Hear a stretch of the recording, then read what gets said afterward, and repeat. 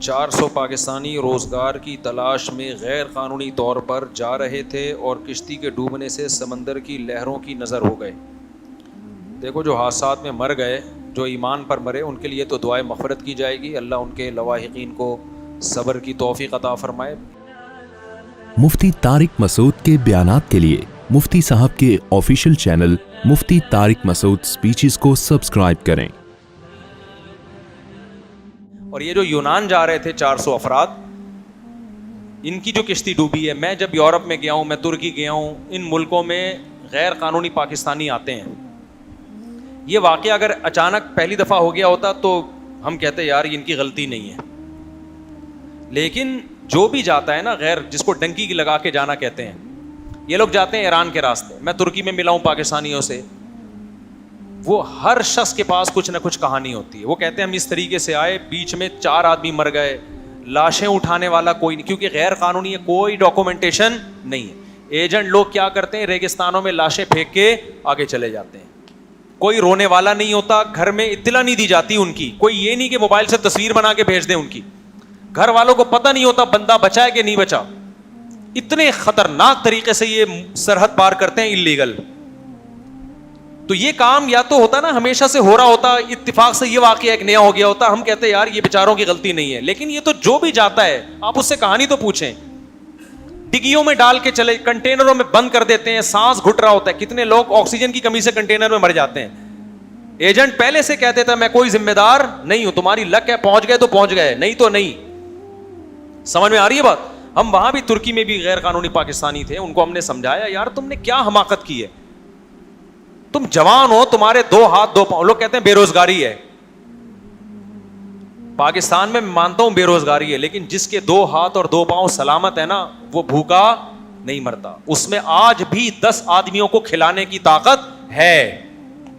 آپ زمین پہ محنت کرو, زمین سونا اگلے گی. آپ مزدوری کرو, آپ بیسیوں کام ہے, جہاں آبادی ہوتی ہے نا وہاں روزگار ہوتا ہے. قحط تھوڑی پڑا ہے ہمارے ملک میں, ہمارے چشمے ابل رہے ہیں بھائی, ہماری پیداوار نکل رہی ہے. آپ جاؤ سبزی منڈی میں جا کے دیکھو, بیسیوں بزنس ملیں گے آپ کو, کاروبار کے ذرائع ملیں گے, ملازمتیں ملیں گی. کاروباری لوگ تو ملازموں کو تلاش کر رہے ہیں, ایماندار لوگوں کو. آپ یہ چاہتے ہیں کہ میرا ایک لیونگ اسٹینڈرڈ ہے, میں نے اس پہ کمپرومائز نہیں کرنا. اس وقت پھر آپ یہ غیر قانونی طریقے اختیار کرتے ہو, کیونکہ یہ جو باہر جانے والے ہیں نا اللیگل, ان کی صحتیں بھی ایک اسٹینڈرڈ کی ہونی چاہیے. اس اسٹینڈرڈ کی صحت میں آپ یہاں بھی مزدوری کر کے کما سکتے ہو. اکثر کیا جا رہے ہوتے ہیں, پنجاب کے بہت سے لوگ ہمیں ملے ہیں, بھائی یہ کم کر رہا ہے, فلانا یہ کر رہا ہے, خاندان کے سارے افراد اسٹیبل ہوتے ہیں, یہ اکیلا بے روزگار ہوتا ہے, اس کو بے روزگاری کھا رہی ہوتی ہے کہ میں اکیلا کیوں غریب ہوں. تو یہ اپنی دنیا کی ضرورت پوری کرنے کے لیے نہیں ہوتا, یہ امیر بننے کے لیے ہوتے ہیں ساری کوششیں. نہیں یہی بات سمجھ میں. دیکھو بھوک مٹانے کے لیے اپنی جان کو رسک میں ڈالا جا سکتا ہے. اگر ان سرحد پار جانے والوں میں کوئی بیچارہ ایسا تھا کہ اس کو 2 وقت کی روٹی بھی میسر نہیں تھی, پھر وہ مظلوم بھی ہے, پھر وہ شہید بھی ہے, کیونکہ بھوک مٹانا کیا ہے, فرض ہے. پھر یہ آپ کا حق ہے یار, جہاں سے جیسے تیسے مٹانے کی کوشش کر سکتے ہو کرو آپ. اس میں رسک, کیونکہ ویسے بھی مر رہا ہے تو رسک لے کے لینا پڑتا ہے نا پھر. لیکن اگر آپ کو آپ کے گاؤں میں, آپ کے گھر میں 2 ٹائم کی روٹی میسر تھی, سر چھپانے کی جگہ میسر تھی, تو بھائی پھر اپنا لیونگ اسٹینڈرڈ ہائی کرنے کے لیے آپ لیگل طریقے سے باہر جائیں, اللیگل جانے کی کوشش بولو نہ کریں.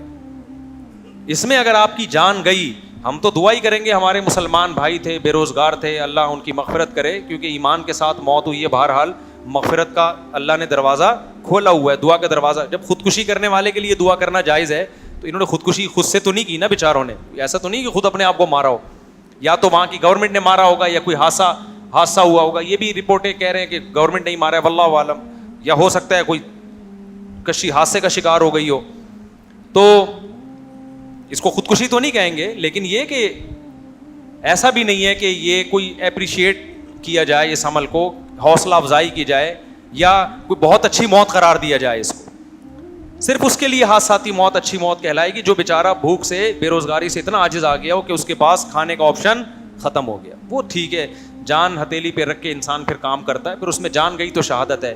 لیکن اگر آپ کا لیونگ اسٹینڈرڈ اوپر کرنے کا پلان تھا کہ یار نہیں اس میں گزارا نہیں ہوتا, میری یہاں تک جیسے میں جاؤں گا یورپ میں نوٹ چھاپوں گا. بہت سے لوگ اس نیت سے جا رہے ہوتے ہیں, ان کو اپنے ملک میں بنیادی ضرورتیں پوری ہو رہی ہوتی ہیں, لیکن ان کو غریبوں کو گالیاں سن سن کے نا کہ غریب بے غیرت بھی ہوتا ہے, غریب فلانا بھی ہوتا ہے, یہ سن سن کے نا ان کا لیونگ اسٹینڈرڈ اوپر کرنے کا ان کا پلان ہوتا ہے. پھر جب کوئی آپ کے اندر قابلیت تو ہے نہیں, نہ آپ ڈاکٹر ہیں, نہ آپ انجینئر ہیں, نہ کوئی آپ نے یہاں اپنا بزنس کو اتنا چمکایا, پھر ظاہر ہے غیر قانونی طریقے سے آپ جاتے ہیں, پھر وہاں پکڑے بھی جاتے ہیں اور بارڈر پہ مارتے بھی ہیں فوجی. بہت سے لوگ بچ جاتے ہیں بارڈر پہ, وہاں کی آرمی دیکھ لیتی ہے, وہ شوٹ کر دیتی ہے. اور پھر میرے بھائی اگر غیر قانونی طریقے سے وہاں پہنچ بھی گئے تو جو پہنچے ہوئے ہیں پہلے ان سے تو پوچھو تمہارا حال کیا ہے. ہم تو ملے ہیں بھائی, ہم نے تو انٹرویو لیے ان کے. کوئی بھی خوش نہیں ہوتا جو غیر قانونی طریقے سے جاتا ہے. سب سے پہلے آپ کی عزت نہیں ہوگی. اسلام میں سب سے زیادہ جس چیز کی حفاظت ضروری ہے وہ جان, اس کے بعد عزت, اس کے بعد مال ہے.